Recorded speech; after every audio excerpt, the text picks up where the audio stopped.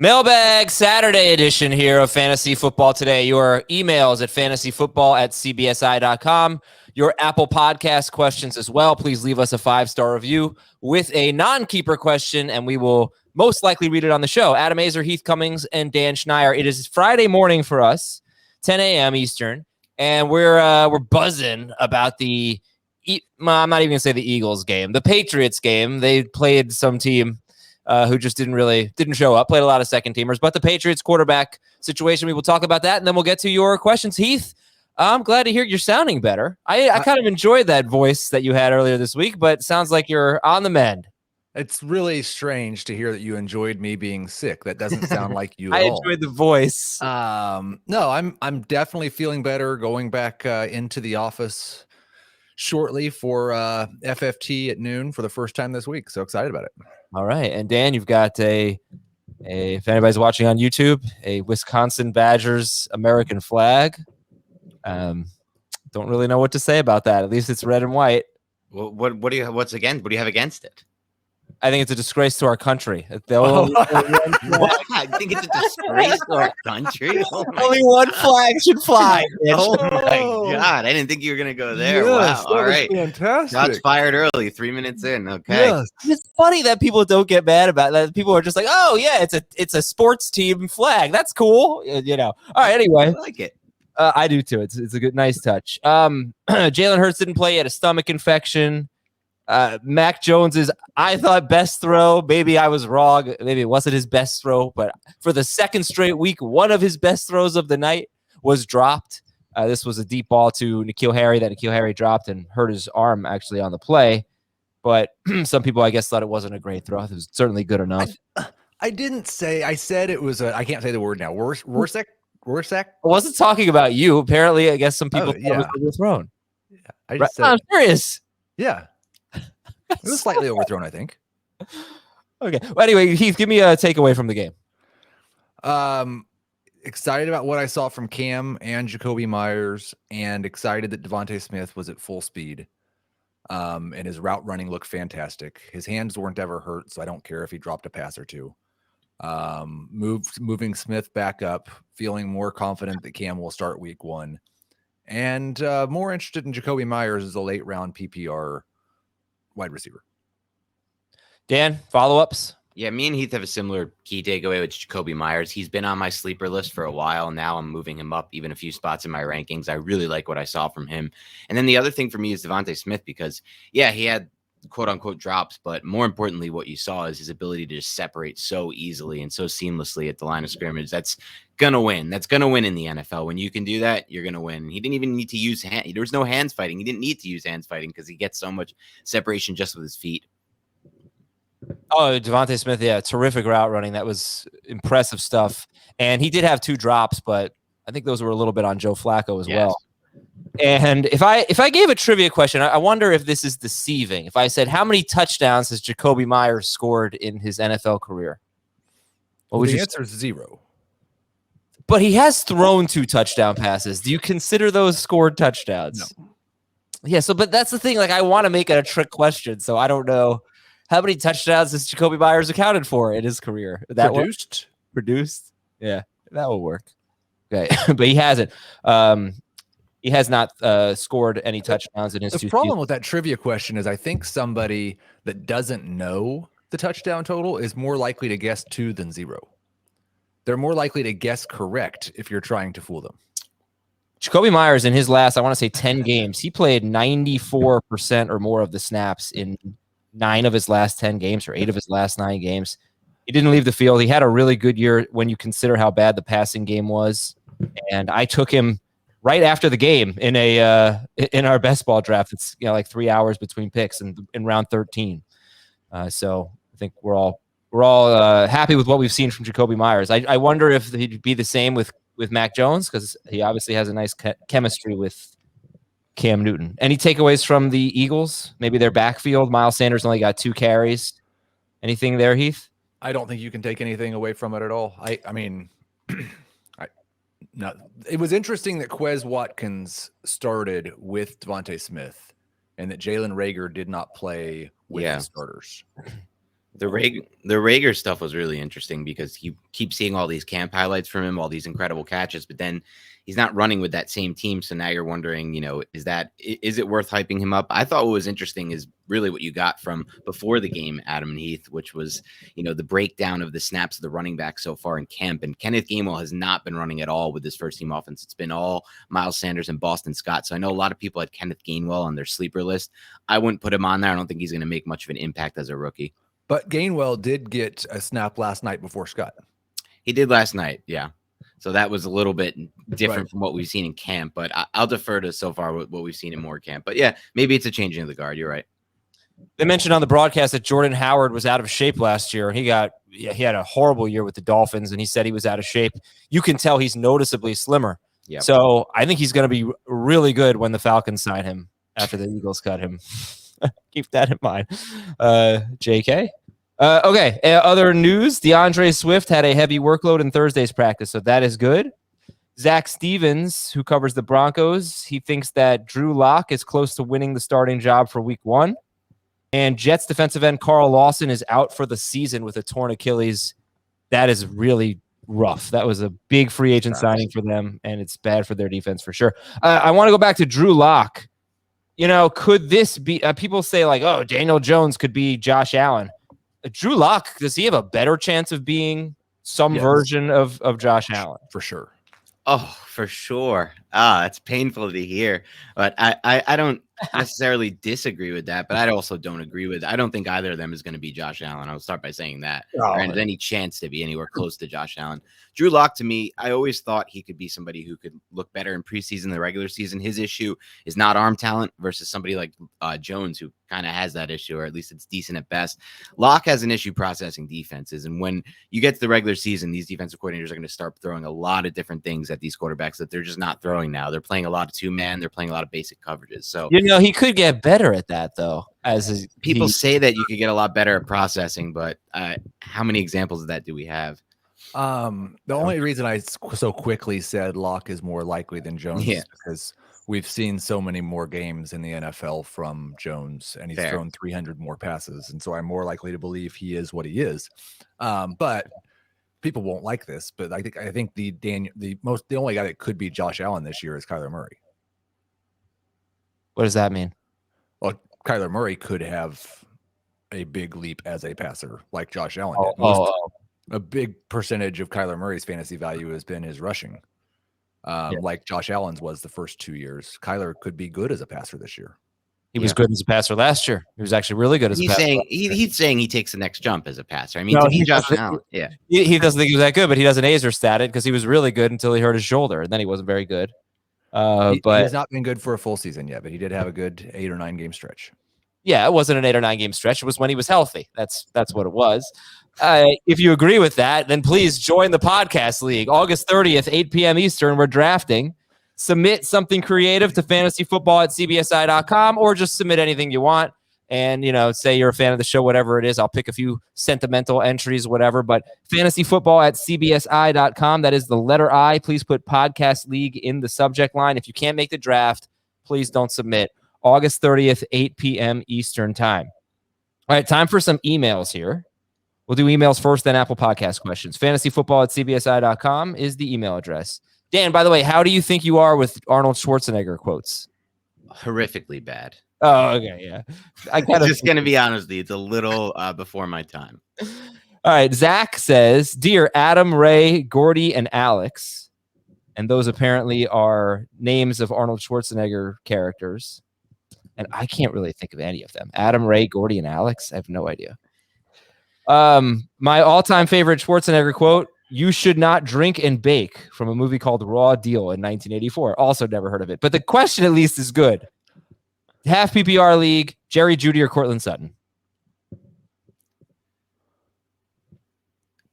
I'll tackle this first. I'm Team Jeudy here for sure. I actually have Sutton on my avoid list this season until I see some different reports coming out of camp, or maybe I see something from the preseason film I'm going to watch of him that changes my mind. From everything I've read so far from Broncos beat reporters, from everyone who's there at camp, he just looks a step slower. He looks like he's a little bit kind of less explosive getting in and out of his gait. I need to see more from Sutton to know that he's back to full health before I buy into his hype. So for me right now, it's Judy for sure. I hesitated so long because I've been hesitating so long to adjust Cortland Sutton. I've kind of given him one more week, and let's see if he plays this weekend. Is kind of where I'm at. If he doesn't play this weekend, or if he plays this weekend and looks like what some of the reports have indicated, then it will be Judy for me. Right now, I have Sutton like one spot ahead, but they're both in the wide receiver 3 range for me right now. It is kind of funny. Yeah, it's just that Sutton had 1,000 yards, 6 touchdowns, 1,100 yards and 6 touchdowns in 2019. Jerry Jeudy didn't really produce last year, but I get it. And then the second part of the question was, what about taking both of them? Would you consider doing that? I wouldn't want to be investing that heavily into the Broncos passing game. So no, I personally would not do that. I'm not even as high on Judy as others are because of the Broncos passing game. He's starting to move up into like top 75 range. And once he gets into that range and higher, as people continue to buzz about him, it's just, you're buying into a bad passing game that may be changing quarterbacks midseason. It's just, I don't want 2 players in that passing game. Yeah, I was trying to get a gauge of where everybody's at on DeVonta Smith this morning. So I ran a couple polls. And I had Judy against Beckham against DeVonta Smith, and Judy got 54% of the vote over both those guys. Which one do you think I'd select? I would assume that you would take DeVonta Smith. 100%. I go Beckham, so we're all different on that. I do think, like, the thing is, we've had some rookie wide receivers who have been awesome the last couple of years. And so I think that maybe we've just kind of forgotten that a lot of times rookie wide receivers are bad, and yet they're still good later in their career. I don't know that I really think DeVonta Smith's better prospect coming in this year than Jerry Jeudy was last year. I don't know for sure that Jalen Hurts is going to be a better quarterback for a wide receiver than Drew Lock is. So that's so fair. I'm pretty torn on those two. Okay, let's go to the next question. From Brian in Washington, D.C. Dear Dutch, John, Harry, and T101. So Dutch is Predator. T101 is, I'm guessing, the first Terminator. And I don't know John and Harry. Harry, is that Kindergarten Cop? I don't know. Salary cap draft question. If you knew you wanted to devote $80 out of $200 on 2 running backs, would you rather have 2 $40-ish running backs like Gibson, Mixon, Najee Harris, or maybe Clyde Edwards-Helaire? So let's say like 2 second-round running backs, or maybe $55 to $60 on someone like Zeke, and then $20 to $25 on Henderson, Carson, or Dobbins. It's a good question here. Would you rather have a round 1 and a round 4, or 2 round 2 guys? I would rather have McCaffrey or Dalvin Cook and whatever else I could have left. Yeah, if you're going to pay up, I'm with Heath. You should get McCaffrey or Dalvin Cook instead of Zeke, especially if it's in that range where it's 15 more, 20 more for Zeke versus the Gibson types, and then obviously probably only 5 to 10 more for McCaffrey. And I really like Henderson, so I mean, if you could pair him with Henderson, I love that. All right, let's get to our next email. fantasyfootball@cbsi.com. And it is from Marcus, from a city in Ohio that just had its baseball team change its name. That'll be Cleveland. Dear John, Julius, Howard, and Dutch. Okay, these are War Arnold characters. Julius is from Twins. Yeah. Dutch is Predator still. I don't know Howard, I don't think. Who is John? Arnold like, that's obviously one we should know. Arnold Schwarzenegger character. John Matrix. John Matrix from Commando. Okay. Mm-hmm. All right. Why don't more leagues ditch kickers and DSTs? I've been in the same league for about 15 years. We slowly devalued kickers and DSTs each year until a couple of years ago where we eventually got rid of them and added a flex position in their place. Why are these positions still a thing, and why do we accept some 30, 40-point swings in matchups due to a fluky defense and or kicking performance? There's one guy on this podcast that can answer this question with a bit of enthusiasm, so I'm going to let him because I don't know. I'm with Heath. I don't think either should be in play. So yeah, Adam, go ahead. I just don't have a problem with them. To say a 30 to 40 point swing, that is pretty dramatic. That happens very, very rarely. I especially like DSTs. I could see getting rid of kickers, but I especially like DSTs. There's not really a ton of strategy involved with kickers, but I think DSTs could have a big impact. And hey, It's one way to get defense on your team, unless you want to do IDP. I don't really love IDP. I would not get rid of DST, but I'm fine with getting rid of Kelce. Can I give you a stat? Yeah. Go ahead. Can I give you a stat that might change your mind on DSTs, Adam? Because my biggest issue with DST is that we don't invest anything in them. They're either a last round pick or a $1 or $2 salary cap bid. And then a stat that Scott Barrett had a couple, I think this was 2 or 3 weeks ago. Over the last 5 years, DSTs have the lowest rate of DSTs drafted with top 5 ADP that actually finish in the top 5 overall at the end of the season. It was 17.5%. So it's really just turns into a crapshoot there, and you're not investing much in the draft. So you're just adding a lot more variance that you don't need in a game that already has so much variance. Right. That is a very... If it was more predictable, I'd be on board with it. Yeah. No, because that's what we want in fantasy. We want boring predictability. Like, why would we want volatility and unpredictability when we're playing a fun game? Actually, I don't care about DSTs when I draft them, but I do think they are fun weekly waiver wire scenario. And sometimes you can find a DST that has 3 or 4 good matchups in a row, and you might throw down 7% of your fab or something like that on that DST. I mean, I have done that. So and thank you for reminding me that I need to get the Rams into my final bust column, because every year I put the number 1 defense in the bust column because they're getting drafted in round 8 like the Rams are right now. Okay, here's an email from Ken in Maryland, and his subject was triggered by Azer. And he says, can relate. Yep, I had a feeling. Dear Victor, Jack, Dutch, and Julius. Like, it's this like the Arnold Schwarzenegger thing is really funny to me. I don't know who Victor is. I don't know who Jack is, but I do like Dutch. That is the one I know. So I'm gonna have an opportunity to defend myself. Love the show, but I have to tell you an argument Adam leans on heavily that causes me to see red with rage. When discussing a player's value like Travis Kelce, he will run to running back ranks and say he would be RB14 and shouldn't be a first rounder. Okay, quick pause. If I said that, that's only a non-PPR because he's not RB14. I think that might be the case in non-PPR. That he's much better than that in full PPR. I don't necessarily believe that Kelce should be a first rounder in non-PPR, but I absolutely do not understand the value of evaluating where Kelce would end up in running back ranks since no one is playing him at running back. Where would Austin Eckler be in the quarterback rankings? Answer, it doesn't matter. What matters is how much better Kelce is in relationship to the other tight ends, opposed to how much better the running backs and wide receivers in that area are. Yada, yada, yada. I understand your point. My point is, with your first round pick, you should not take someone that scores as many points as RB14, even if he has a big edge on the rest of the position. With your first round pick, you should take a much higher scoring player than that. And if you think that that's not wise, then you should go back and listen to our value-based drafting podcast, listeners, because that kind of tackles this issue. When would you take Kelce in a non-PPR league? It's right around the 1-2 turn. Definitely before running back 14. Yeah, I mean, I can't name 14 running. Fine. Yeah, I'm not saying he's going to. I'm not saying you should take 14 running backs. I'm just saying he doesn't score enough points, in my opinion, in non-PPR to warrant a first-round pick. I understand that, and I don't. I think the thing is, and this goes back to like my home league. Still, like 7 of the 13 teams, maybe 8, are going to take a quarterback in the first round. It's still the way that it works because these people quarterbacks are going to score 100 more points than the rest of these guys.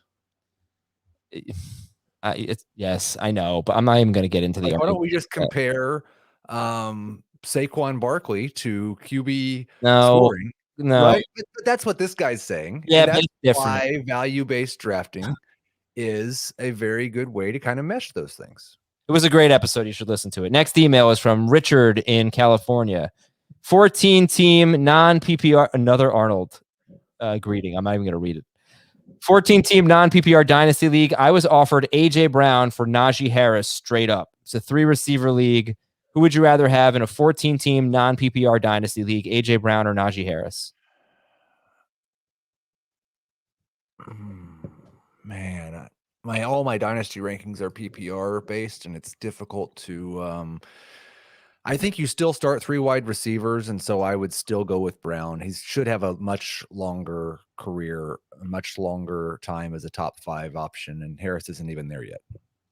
Yeah, I'm on AJ Brown here. I think you have a more guaranteed timeline with him, just like Heath basically said there. I mean, look at some of the other running backs we've recently come to the league. I mean, James Conner had big time dynasty value going into last year. I remember in a startup I was in, he went for an exceptional price, and then the manager tried to trade him all season and couldn't find a partner, and now he's dead, basically dynasty wise value. So I'm with Heath here. All right, this is from Kyle. He seems like, excuse me. Actually, Kyle's email says, seems like the sickness has been going around on the podcast lately. Hope you guys feel better soon. I'm getting there. I still have this lingering cough. Kyle wants to know how you would pick from pick 10 or later in a half PPR or a full PPR league. He says he likes the wide receivers better at that point. You know, give him a little bit of strategy. And I think yesterday's show hopefully will help you, the pick by pick breakdown. But if you have pick 10, 11, 12 in a half or a full PPR league, what are you aiming to do? I would love it if I could get, ideally I'd get 2 of the 3 of Adams, Hill, and Kelce. And that happens in some leagues. It's less likely to happen in a full PPR league, but that would be the ideal start. I'm probably going to end up, even if I don't get 2 of those, with someone like Diggs or DeAndre Hopkins or AJ Brown in round 2. So it's an excellent place, probably the best place in full PPR to do a 0 RB build. Yeah, but that doesn't mean you have to do it. No, I'm just saying it's probably the best place to do it. Which running backs, if they're like Barkley and Jones? Okay, Aaron Jones. What about Barkley and Taylor or Eckler? Yeah, Taylor and Eckler, yes. Barkley for me, no. I'd put Barkley in that mix, but I understand the hesitancy with Barkley. Still second round Saquon for you, Heath? I've got him 17th overall. Whoa, 17th Saquon for you. Okay. I think his ADP is 12th, so I'm not actually that far off. But okay, Travis in Western North Carolina. I am drafting this year and really trying to use my position tiers. I'm in a 10-team PPR league. I really want a top 6 tight end. I always seem to wait too long. Which team would you rather start with? Team 1, 2 top 10 running backs, 3 top 20 wide receivers, or team 2, 2 top 10 running backs, 2 top 20 wide receivers, and a top 6 tight end. So the examples he gave were picking second overall draft. This is 10 teams, so you can pull this off. Dalvin Cook, Joe Mixon. Team A would be Cook and Mixon, Justin Jefferson, Justin Jefferson, Robert Woods, and Deontay Johnson. Team B would be Cook and Mixon again, George Kittle instead of Jefferson, and then Amari Cooper and Tyler Lockett. I don't know why you wouldn't just go with Woods and Deontay Johnson like you did in the first team, but would you rather have Justin Jefferson or would you rather have George Kittle to go along with 2 running backs and 2 receivers? So this kind of goes back to if you believe in the tight end advantage or not, and if you want to invest in that. But for me, I still, and I believe in that. I'm on team get one of these elite tight ends, but I only have 2. I got Waller and Kelce. I'm not high on Kittle for a number of reasons. We went over this on one of the previous podcasts. I don't think when they switch over to Lance, which will be sooner rather than later, it could even be week 1. I don't think that's a good thing for Kittle. So I'm just kind of staying clear of him at his current ADP. I also think that his current ADP doesn't at all bake in his injury history and the fact that it's been a lot of multiple injuries to the same spot, like his foot. He's had 2 major foot injuries. So I don't know. I think his ADP is still a little too high for me.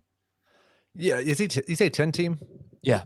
Because I would take Jefferson over Kittle in a 12 team, but I think in a 10 team, wide receiver is just so deep. I would go Kittle in a 10 team. This is from Ben Farbowitz.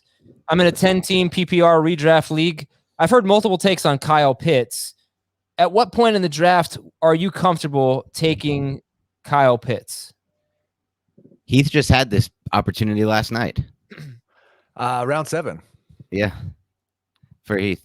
Lasted around 7. It was. I'm earlier on that, but 2 QBs. Okay. All right. So in a 1 QB league, would you take him in round 6, Heath?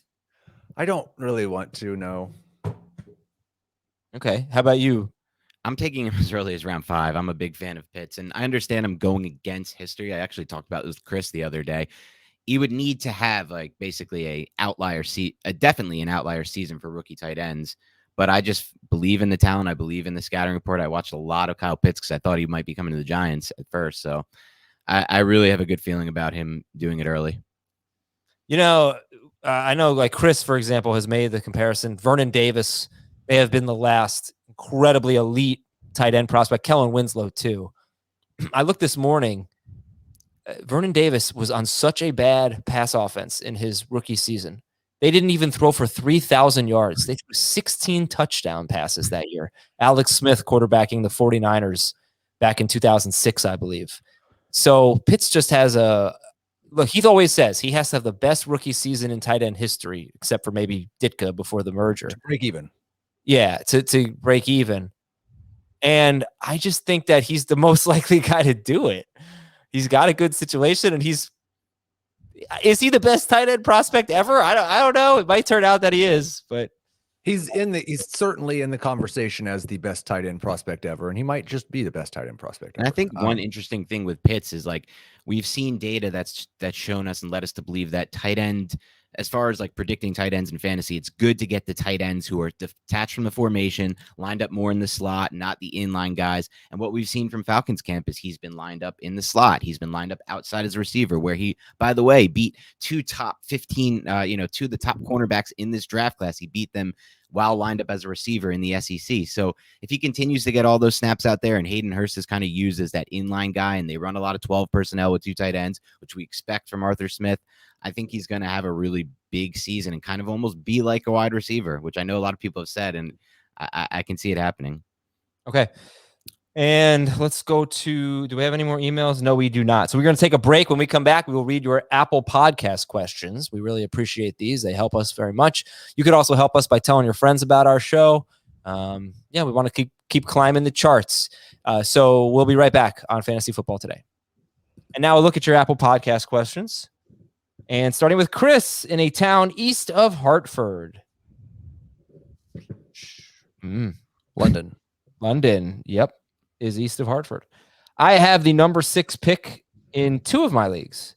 Both are PPR. One's 10 team, one's 12 team.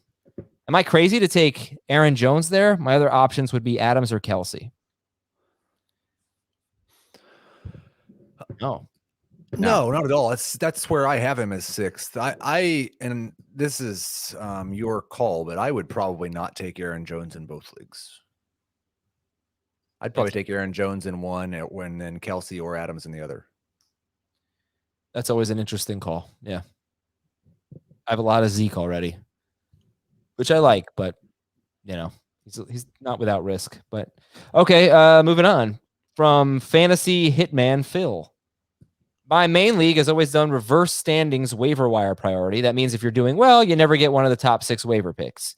When I brought it up last year, the commish said it was way more fair to do it this way than doing rolling waivers. But I don't see how it's more fair to reward the worst teams each and every single week, by the way, while also taking away the strategy of continuous waivers and planning your picks. What side are you on? Ideally, we would use Fab, but I know that's not an option in my league. That's where I was going to go with it. So Heath, take over. Yeah, I agree. I get so irritated by this, but I do think like the thing it has going for it is this is the way the NFL does it, right? That's kind of like the Dynasty format with your rookie redraft picks. Right. Rookie draft picks. So I don't really like it. I would prefer if it didn't. Like the problem is for me when it resets every Sunday. If it would just stay continuous, then I'd be okay with starting out that way. But if it resets every Sunday, I really don't like it. But I get it. Yeah, I don't really feel at the end of the day, this is completely anecdotal. I have no evidence, and I don't know that you even could. But I don't really feel at the end of the day that it gives the bad teams that much of an advantage and that it hurts the good teams. And the good teams are gonna keep being good. But yeah, there are some really impactful players that come available on waivers. A lot of times we're wrong about it too. Just face facts. We spend a lot of fab on players that don't pan out. We spend our first waiver wire priority on players that don't pan out. Like this could save you from dropping Justin Jefferson for Peyton Barber. Good. Absolutely. I wasn't the only one who dropped Justin Jefferson. His roster percentage got down to, I believe, 39% after week 2. Started at about 59%. You're never going to live that one down, Adam. I should. I don't deserve to. From AJ in the birthplace of college football. Isn't that New Jersey? No, I don't think so. Why did you think that? Either. I don't know why I thought that. I would assume it's the Northeast. I was thinking it's the Midwest. I might be way off on this. Oh, gee, the guy with the big Wisconsin flag in the background. I wonder why. Pro I don't Midwest. think the Midwest even existed. Jersey might have been the Midwest when college football was invented. Well, the Rose Bowl is like 120 years old, right? Oh, yeah, it is. I knew it. It's Rutgers. It is New Jersey. Yeah. Good job, Adam. Woo! And then I doubted myself, like my Justin Jefferson analysis last year. Okay, I knew some people in my league will start taking defenses before the final 2 rounds. Is there a streaming defense I can draft outside the top 8 that has a good start to the schedule where I could presumably leave them in for the first 3 to 4 weeks? I just saw this yesterday. There is a team. I don't know if you guys have one. Seattle was kind of my go-to when we thought Wentz and Quentin Nelson wouldn't be ready. I don't know. Are the Broncos a top 8 DST for you? Very close. Okay, so maybe they're borderline, but they start with the Giants, Jaguars, and Jets. That's nice. Yeah, that's the Broncos. They should be a top 8 DST for me. Just based on that alone. Yeah. It is at the Giants, and at the Jaguars. A lot of travel. Ooh, that's 2 cross-country trips. I have them 5th, but they're, I think, outside the top 8 in ADP. So, okay, I don't know if there are any other teams that you like. Any other DSTs? I mean, the Browns, I don't know if they're a top 8 for you. No. People are going to shy away from them because they have the Chiefs in week 1, but then they have the Texans and the Bears, I think, right after that, and I think they're going to be awesome. You're going to tell people to draft 2 defenses, aren't you? I'm not going to tell you to draft 2 defenses. If you draft the Browns and you've got an empty roster spot, maybe you have an IR spot or something like that, you can move someone to IR. I don't think it's the worst idea to just keep 2 DSTs for 1 week. Plus, it'll be easy to know who to drop when you make your waiver claims on Tuesday. Okay, from Grant. Dear Michael, Wayne, Nicole, and Rashad. Oh, this is the Adam superhero team. That's pretty funny. I like that. These are the Pitman, Gallman, Hardman, Bateman. I generally tend to stream defenses every year based on early. Is this serious? I didn't even read this. No, I didn't read it. If that's what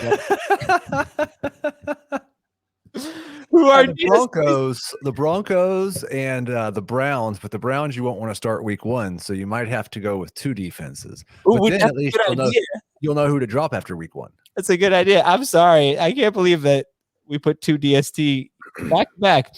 All right, here we go. From GB128, Dynasty trade questions. I have Mahomes in a full PPR double flex league. My best running back is Fournette. That's not good.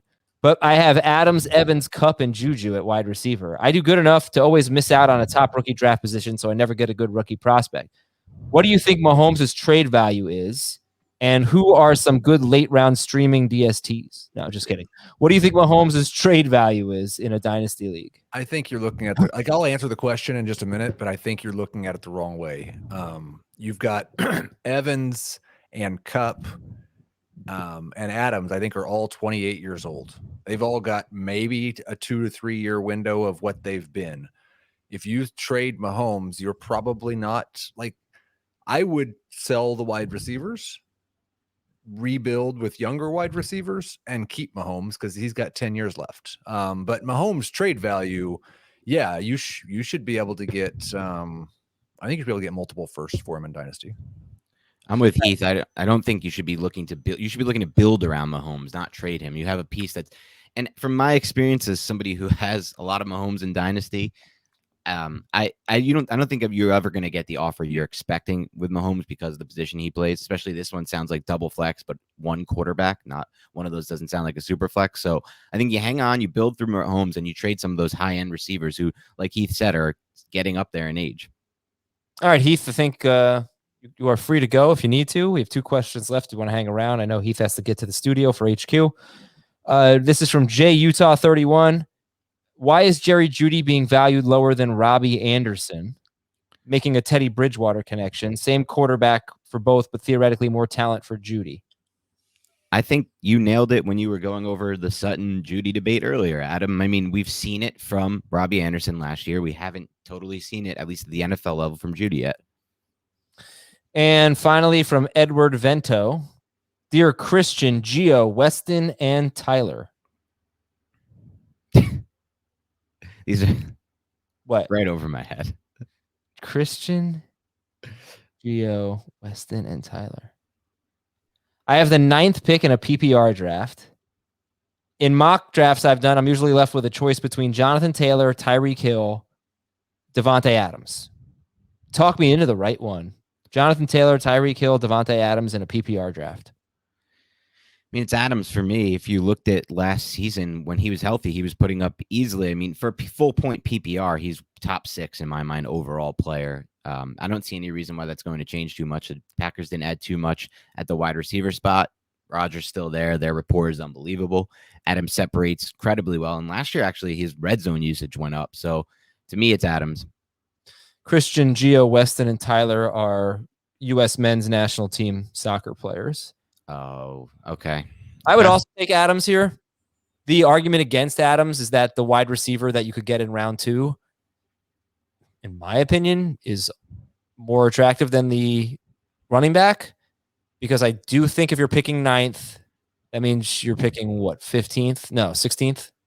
13th? Yeah. I still think you're going to get a top 5 guy. So that's Hopkins, Diggs, or Ridley.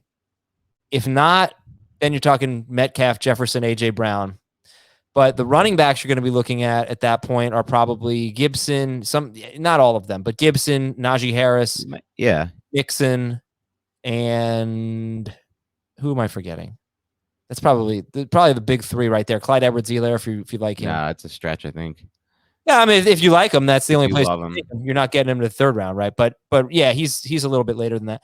So if you'd rather have Jonathan Taylor and maybe Calvin Ridley compared to Najee Harris or Joe Mixon or Antonio Gibson and Davante Adams, that's the argument to take Taylor. But Adams could have literally 100 more catches than Jonathan Taylor. Maybe more like 85 to 90, but in a 17-game season, maybe more like 85 more catches than Taylor. So that helps. Okay.